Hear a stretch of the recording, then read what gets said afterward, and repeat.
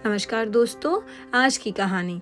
काम से लौटे बेटे ने जब पिता को कपड़ों में बाथरूम किए और बहू से डरते देखा तो उसके होश उड़ गए। आशा है आप सबको यह कहानी पसंद आएगी। रामचंद्र बाबू एक ग्रामीण पिता के पुत्र थे। उनके पास ज्यादा संपत्ति नहीं थी। गांव में एक छोटा सा घर था, थोड़ी सी जमीन थी, परंतु पिता ने बहुत मेहनत करके उन्हें पढ़ने लिखने भेजा था। उन्होंने शहर की जिंदगी को ना अपनाकर गांव की जिंदगी को अपनाया। लखनऊ शहर में उनकी मुलाकात शारदा जी से हुई, जो कि काफी पैसे वाले घर से थी। प्रेम पैसा नहीं देखता, यह शारदा जी और रामचंद्र जी के रिश्ते ने साबित कर दिया। दोनों ने खूब मेहनत की। रामचंद्र जी खेती करते, वहीं शारदा जी अचार बनाती थी और उसे फिर शहर बेचने के लिए भेजती। धीरे धीरे उन्होंने अपना व्यवसाय बढ़ाया। अचार के साथ पापड़, बड़ी की चीजों को बनाने लगी। देखते देखते किस्मत पलटने लगी। रामचंद्र बाबू के 2 बेटे थे, जिसे वह पढ़ाते और अच्छे संस्कार देते। अब तो उनके पास कई बीघे जमीन और खूब बड़ा मकान हो गया था। इतना कुछ होने के बाद भी रामचंद्र बाबू हृदय के कोमल और शारदा जी ममता की मूरत थी। एक रोज रामचंद्र बाबू शहर से कुछ खाद लेकर लौटते थे। तभी रास्ते में एक अकेला बच्चा रोता हुआ नजर आया। रामचंद्र बाबू ने जब उनसे पूछा तो वह बोला, बाबूजी, मेरा घर परिवार सब बाढ़ में बह गया और मैं भटकता भटकता इस गांव में आ गया। रामचंद्र बाबू ने उसके सर पर हाथ रखा और उसे अपने घर ले आए। शारदा जी देखो, मैं तुम्हारे लिए किसे लेकर आया हूँ। शारदा जी बाहर आई और बोली, किसे लाए हो? मुझे तो कोई नहीं दिख रहा। तभी रामचंद्र जी के पीछे से एक नन्हा बालक चिपके हुए बोला, मैया। शारदा जी को उसका एक आवाज से ही मोहित हो गई। रामचंद्र जी ने पूरी बात बताई तो वह बोली, अच्छा किया कि इसे आप यहाँ ले आए। अब हमारे 2 नहीं 3 बेटे होंगे और इसका नाम होगा मोहन। वह दिन था और आज का दिन मोहन उस परिवार का हिस्सा बन गया। जब से मोहन रामचंद्र जी के पास जाता, रामचंद्र जी के 2 बेटे सुमित और पंकज दोनों लड़ते। यह हमारे बाबूजी हैं, तुम इनसे दूर रहो। शारदा जी उन्हें समझाती कि यह भी तुम्हारे भाई जैसा है, पर दोनों बच्चे मानने को तैयार नहीं होते थे। धीरे धीरे समय बीतता गया। बच्चे पढ़ने के लिए शहर चले गए, फिर वहीं से विदेश भी चले गए। मोहन को भी उन्होंने पढ़ाया लिखाया और शहर भेजना चाहा, पर मोहन अपनी मैया से दूर नहीं जाना चाहता था। उसने रामचंद्र बाबू के साथ खेती करना शुरू कर दिया। देखते ही देखते समय बीता। सुमित इंजीनियर और पंकज आर्किटेक्ट बन गया और दोनों भाई ने अपनी मर्जी से शादी भी कर ली। दोनों के व्यवहार में भी बहुत अंतर आने लगा था। जो पहले 2-3 महीनों में माता पिता से मिलने आते थे, वे साल भर हो जाता है पर वह मिलने नहीं आते। फिर भी माँ बाप बच्चों से नाराज नहीं थे। शारदा जी रामचंद्र जी से बोली, दोनों बेटों ने तो हमें बहू का गृह प्रवेश का सुख नहीं दिया। अब मैं मोहन की धूमधाम से शादी करना चाहती हूँ। क्यों मोहन, अपनी मैया को इतना तो अधिकार दोगे ना? मोहन शारदा जी के पैरों के पास बैठ गया और बोला, मैया, मेरा पूरा जीवन आपके और बाबूजी के लिए है। आप जो बोलोगे मंजूर है। दोनों ने मोहन के सर पर हाथ रखकर अपना आशीर्वाद दिया। आए दिन जब सुमित और पंकज को कुछ पैसों की जरूरत होती तो वह अपनी कोई ना कोई मजबूरी बता देती। रामचंद्र बाबू भी पैसे भेज देते थे, क्योंकि पैसों की उन्हें कोई कमी नहीं थी। पर बच्चों का प्यार और रिश्ते मानो दूर हो गए थे। इधर मोहन के लिए दूसरे गांव से राधा का रिश्ता आया तो रामचंद्र बाबू ने सब कुछ मोहन पर छोड़ दिया। फिर आई रिश्ते की बात। मोहन राधा से बोला, अगर तुम बस शादी के जोड़े में हमारे घर आ जाओगी और भगवान से पहले मैया और मेरे बाबूजी को स्थान दोगी, तभी मैं तुमसे विवाह करने को तैयार हूँ, अन्यथा मैं जीवन भर कुंवारा भी रह सकता हूँ। राधा ने एक शब्द नहीं कहा, बस हाँ में सिर हिला दिया। गांव के सभी लोग जानते थे कि राधा एक सभ्य और संस्कारी लड़की है। मोहन और राधा की शादी तय हुई। जब शारदा जी ने मोहन की शादी की खबर सुमित और पंकज को दी तो वह बोले, माँ, क्या हमारी ऐसी हालत हो गई कि अब हम नौकरों की शादी में आए? हमारे पास वक्त नहीं है। फालतू में हमारे हिस्से के पैसे आप उस नौकर पर मत उड़ाइए। शारदा जी बोली, बेटा, यह कैसी बातें कर रहे हो? आज तक तुम्हारी जिम्मेदारी मोहन बिना किसी स्वार्थ के निभा रहा है। कम से कम इस नाते तो उसे उसके नाम से संबोधित करो। मैंने तो तुम्हें ऐसे संस्कार नहीं दिए थे, फिर तुम दोनों ऐसे कैसे हो गए? खैर छोड़ो, अच्छे मौके पर मैं अपना मन खट्टा नहीं करना चाहती। अपना ध्यान रखना और मिले तो वक्त जल्दी आना। आंखें तरस गई हैं तुम दोनों को देखने को। माँ की आंखें तरसती रह गई। साल से साल हो गए, परंतु बच्चे मिलने नहीं आए। बस फोन पर झूठी हमदर्दी और अपने मतलब की बात करते थे। इधर राधा और मोहन की शादी धूमधाम से हुई। दोनों ने पूरा घर संभाल रखा था। साल भर बाद राधा ने शारदा को दादी बनने की खुशखबरी दी। उस दिन शारदा के पांव जमीन पर नहीं पड़ रहे थे, क्योंकि उन्होंने अपने पोते पोतियों को तो अभी तक देखा भी नहीं था, जो विदेश में थे। एक रोज रामचंद्र बाबू खेती के सिलसिले में शहर जा रहे थे। मोहन बोला, बाबूजी इतनी तेज धूप है, आप क्यों जा रहे हैं? मैं चला जाता हूँ। रामचंद्र बाबू बोले, तुम घर पर रहो, मैं सब संभाल लूंगा, चिंता मत करो। इतना कहकर वह अपनी फटफटिया लेकर निकल पड़े। करीब 4 घंटे हो गए थे। रामचंद्र बाबू का सब घर पर इंतजार कर रहे थे। तभी एक फोन आया कि रामचंद्र बाबू का एक्सीडेंट हो गया। मोहन ने बस पत्नी को बता दिया और कहा, मैया को कुछ मत बताना, उनके प्राण बाबूजी में बसते हैं। जब सब ठीक हो जाएगा तो मैं तुम्हें खबर भेज दूंगा, तब तक कुछ बहाना बना देना। इतना कह वो अस्पताल भागा। डॉक्टर ने कहा, बाबू के कमर की रीढ़ की हड्डी टूट गई। भविष्य में वह खड़े हो पाएंगे कि नहीं, यह कहना मुश्किल है। अभी उन्हें व्हीलचेयर पर ही बिठाकर रखना होगा और हमें इनका ऑपरेशन करना होगा। मोहन ने सुमित और पंकज को फोन करके सारी जानकारी दी, पर दोनों ने कहा, अभी हमारे पास वक्त नहीं है कि हम आ सके। 2 हफ्ते बाद समय निकाल कर देखते हैं, तब तक संभाल लो। आखिर तुम पर भी बाबूजी ने कम खर्चे नहीं किए हैं। मोहन चुप हो गया। फिर उसने राधा को सारी खबर दी। करीब 1 घंटे बाद रामचंद्र बाबू को होश आया। मोहन ने डॉक्टर और भाइयों द्वारा सारी कही बातें उन्हें बताई। रामचंद्र बाबू ने हिम्मत नहीं हारी। मैंने कहा, डॉक्टर साहब, यह मेरा बेटा है, ऑपरेशन के कागज पर यह साइन करेगा। इसके अलावा दुनिया में मेरा कोई और बेटा नहीं है। रामचंद्र बाबू के कहने पर शारदा जी को अस्पताल बुलाया गया। शारदा जी बोली, इस तकलीफ के समय में हमारे दोनों बेटों को यहाँ होना चाहिए। मैं उसे अभी खबर देती हूँ। रामचंद्र जी ने कुछ नहीं कहा। जब शारदा ने बेटे को फोन किया तो वह बोले, माँ, विदेश से आने जाने में बहुत पैसे खर्च होते हैं। ऐसा कीजिए, आप कुछ पैसे भेज दीजिए। और अभी बच्चों के स्कूल खुले हुए हैं, दफ्तर से छुट्टी लेना होगा। हम वक्त निकाल कर आने की कोशिश करेंगे। सुमित ने पंकज को फोन किया, छोटे, क्या तुम गाँव जाओगे? पंकज बोला, इच्छा तो नहीं है, कौन जाए उस धूल मिट्टी में, और वहाँ हमारे लिए रखा क्या है? माँ और बाबूजी का क्या है, 2-4 साल रहेंगे फिर चले जाएंगे।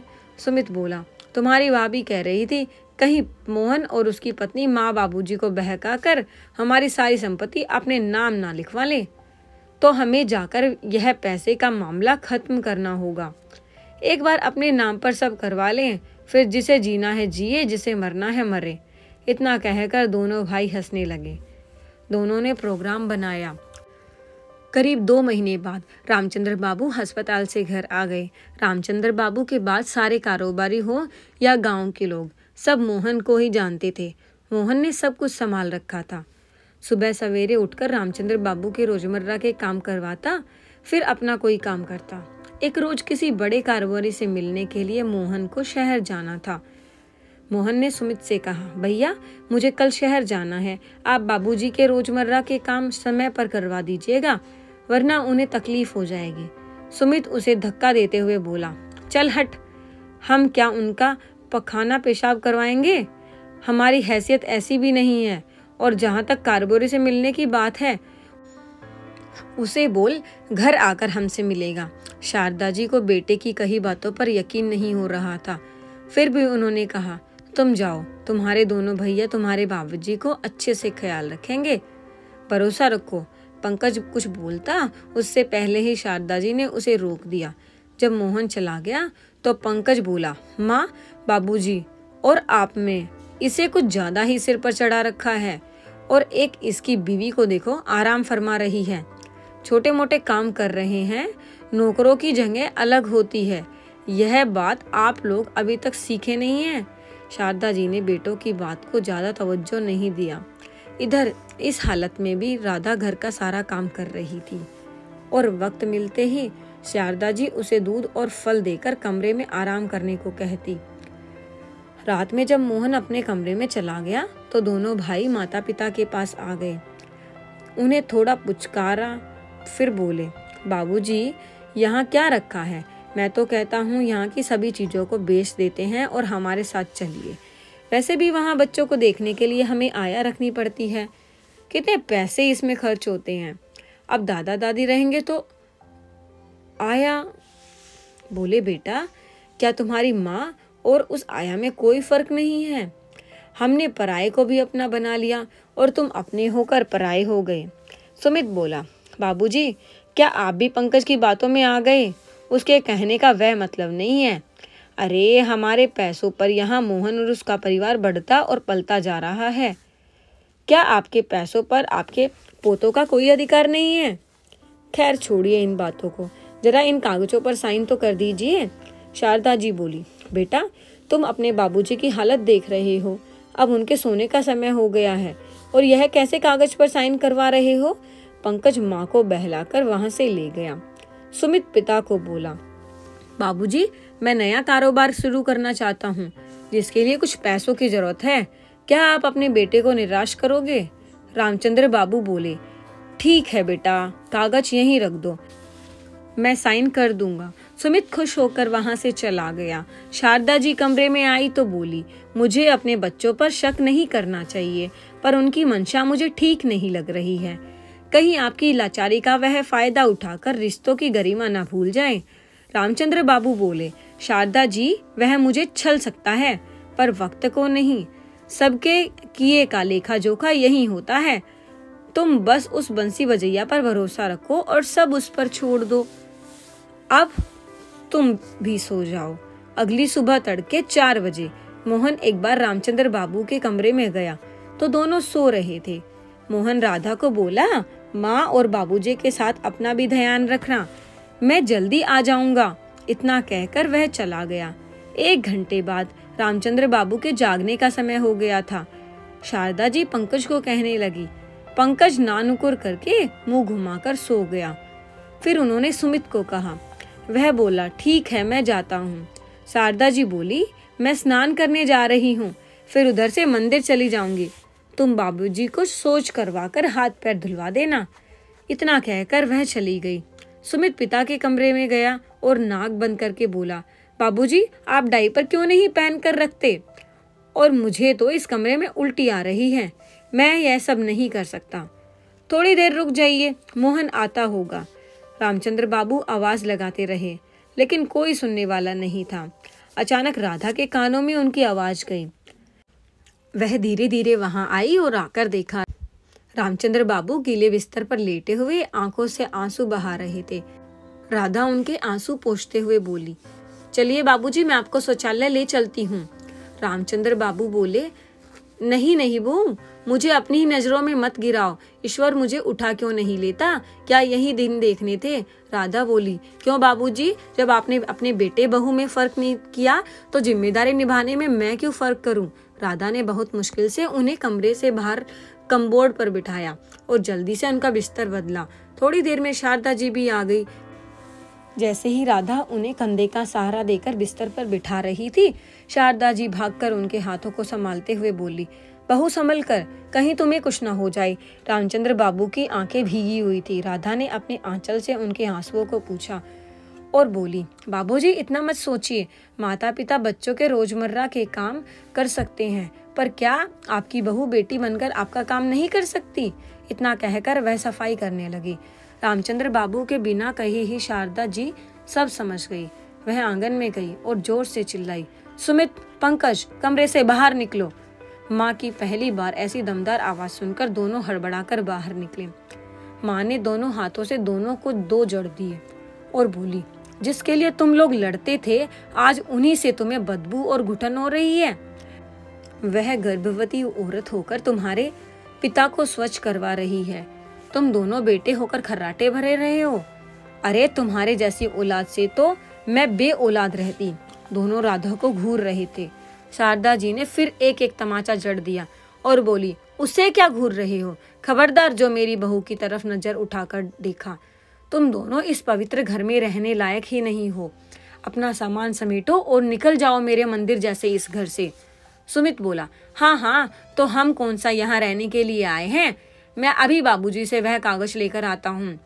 कौन ऐसे लोगों के साथ रहेगा जो अपने बेटों को भी नौकरों जैसे समझते हैं। इतनी देर में मोहन वहां पहुंच गया। माँ के इस रुद्र रूप को देखकर मोहन हैरान था। राधा ने सारी बात बताई।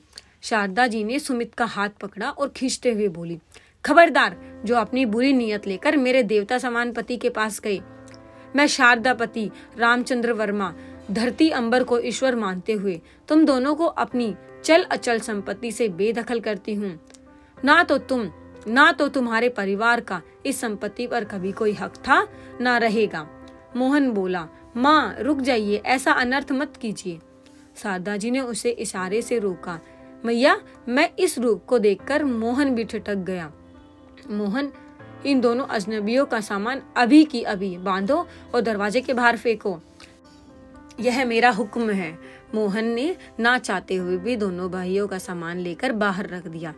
दोनों भाई आवाज लगाने लगे, बाबूजी हमसे गलती हो गई, हमें माफ कर दीजिए। माँ के पैर पकड़ने लगे। माँ ने उन्हें ठोकर मारते हुए कहा, काश कि यह ठोकर मैंने तुम्हें उस दिन मारी होती जब तुमने अपने माँ बाप की जगह पैसों को चुना था।